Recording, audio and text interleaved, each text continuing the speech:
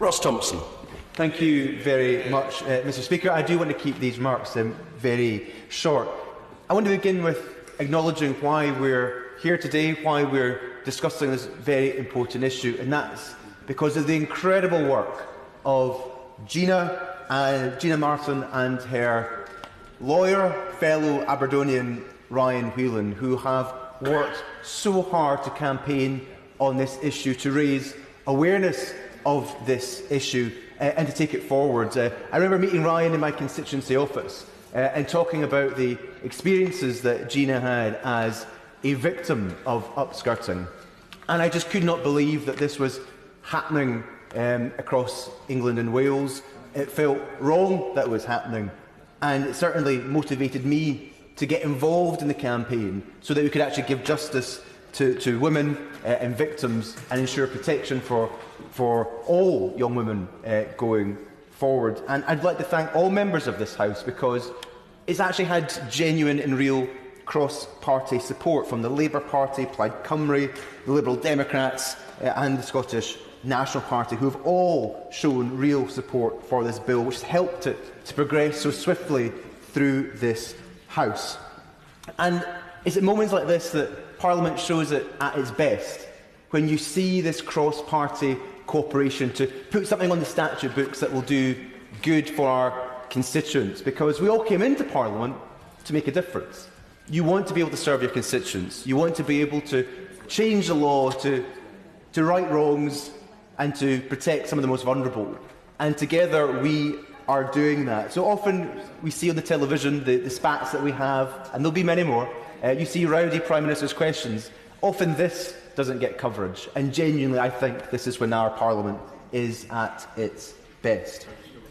Because the practice of upskirting is truly horrific. Taking a photograph up a person's skirt or their clothes without their consent. And those who have been victims of such a crime have been so clear about how it has personally affected them.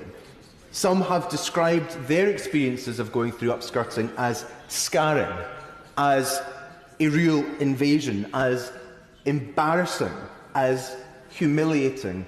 And I know that the Minister even referenced this when she was talking to the committee, saying that actually one victim described the invasion of upskirting making her want to peel her skin off, to scrub herself clean. That's how it made her feel.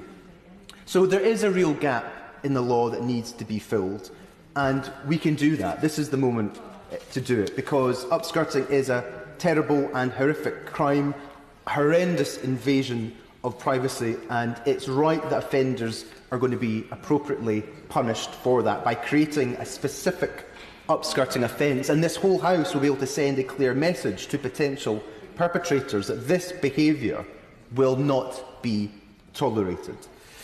To address the amendment in the name of the member for Walthamstow, and I know this has been touched on by other members, including my honourable friend for Cheltenham, I would simply note that the amendment's not about whether misogyny should be a hate crime, but is, and on its terms can only be, about whether misogyny should be introduced as an aggravation in respect of this one offence.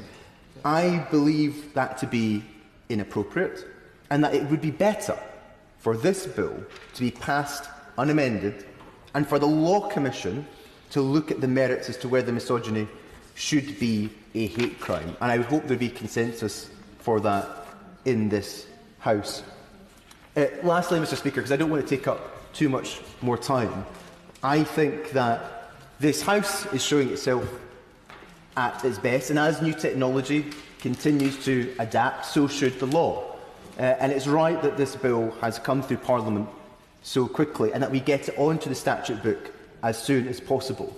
Today's debate, and in fact the whole debate around this, has been thoroughly thought-provoking, and it's right that we've given it the due scrutiny. And I would like to thank all members who have participated, and also the member for Bath, who, in taking forward her private members bill, really helped to take this issue forward. And it's right that we're taking this action. It's right that we're taking it quickly, and I look forward to hearing the Minister in her summing up. Thank you very much, Mr Speaker.